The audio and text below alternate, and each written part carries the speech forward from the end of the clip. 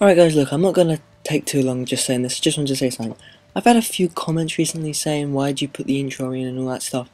No, but to that I just want to say, I wanted an intro, and the one I had was, I made it myself and it wasn't very good.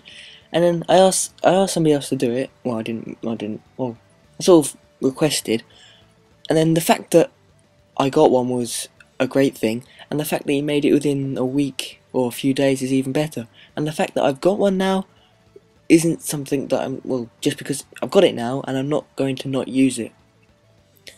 Yeah. And without further procrastination, here is the intro in all its glory, and the actual video itself.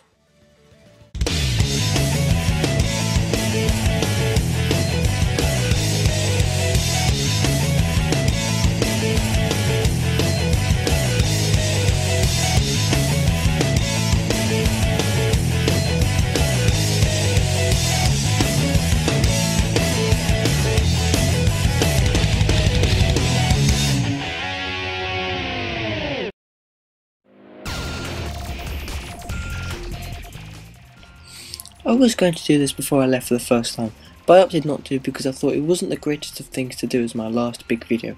But I'm doing it now anyway, just because I'm still angry about this article after an extended period of time knowing about it. Now this article is pretty old, and this video is going to be made in July of last year, but like I said, I opted not to. Anyway, I will begin by reading the article, not like you haven't already. But before I begin, what's the deal with the big bold title saying, "My son lost his mind for manga, oh my god," and then, it tries to make it all serious and that, and then it says in tiny little text, "from manga." It takes all the seriousness away from this article, if it had any to begin with, but I digress. I'll begin by reading it. Woman whose son stole a manga volume from the Crestfield Public Library in Crestfield, Florida, took Crestfield City Council. My son lost his mind when he found this. According to the Walton Sun, she told the council that her teenage son removed the book from the library's adult section and put it in his backpack last summer, and is now in a home for extensive therapy. The mother, Margaret Barbecue or something, we founded a group called Protect Our Children, circulated a petition protesting the presence of this quote-unquote anime, which she meant to refer to manga in the library. Charles blah blah blah, and then it goes on. Jeez, the parents should do something about it. The child is too sensitive, first of all. The fact that he stole something in the first place is bad enough, but they can't excuse the fact that he stole something. But it's always somebody else's fault. The mum is making a petition to ban this quote-unquote anime.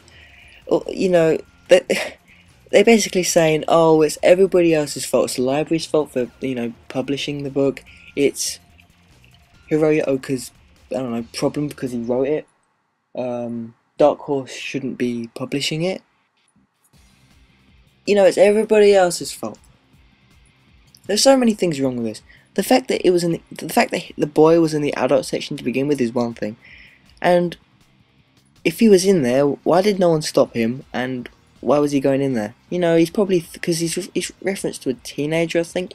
He must be around 13, or well, 13 obviously, but he must have some common sense. And another thing, your child stole something. Just because he's insane now doesn't excuse the fact that he broke the law. The book has a parental advice sticker on it. Well, they all do.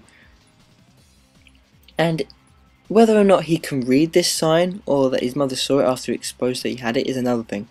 And a lot of the things about this article don't add up. And usually, if the book does have a parental sticker on it, it'll have one inside and outside, so you can see it twice. And usually it has some cling film around it, so you can't open the book without, because if you had one of those books and you opened the cling film in a shop, you'd be stopped because you'd be quote-unquote stealing it. So basically, he willingly opened the book knowing it was wrong and carried on doing it anyway and began to read it. And it's her fault because the son couldn't take the cartoon as fiction. I wonder what she did after she found out about it. The fact that he is referenced to a teenager scares me a little. The fact that he saw cartoon violence and was scared shitless out of it worries me. Alright, I'll admit it. Gantz is pushing it in terms of violence. Some of the stuff in this book is gruesome. But this is the first volume we're talking about, and nothing that bad happens in it. Yeah, really. Now, if he were to go insane from the first piece of violence that he saw, that's sad. The first piece of violence that happens in the book, they get, well, you know, the two main characters get hit by the train.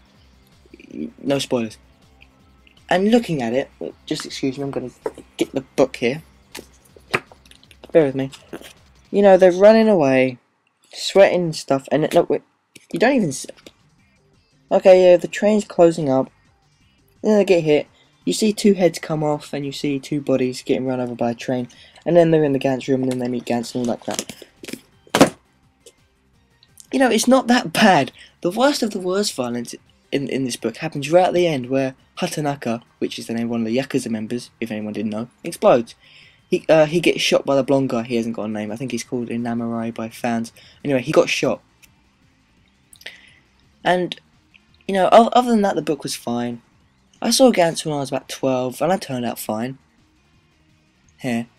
I saw Berserk 2 years later, and I saw Death Note before that. And I've seen Death Note many, many times in the meantime. Yeah, that may be a little bit weird, but who isn't? I won't be in a care home next week because I saw the Berserk characters get screwed over. And I won't be insane next week because of the repercussions of seeing some guy's head come off in Gantz. Basically, all I'm saying is that I'm normal. Here. Yeah. Man, jeez, that was a bad joke. Anyway, this video isn't very long. I know and all that, but I had to say it. Until next video, that hopefully won't be so damn far away. At least this one turned out better than most of them. Ugh.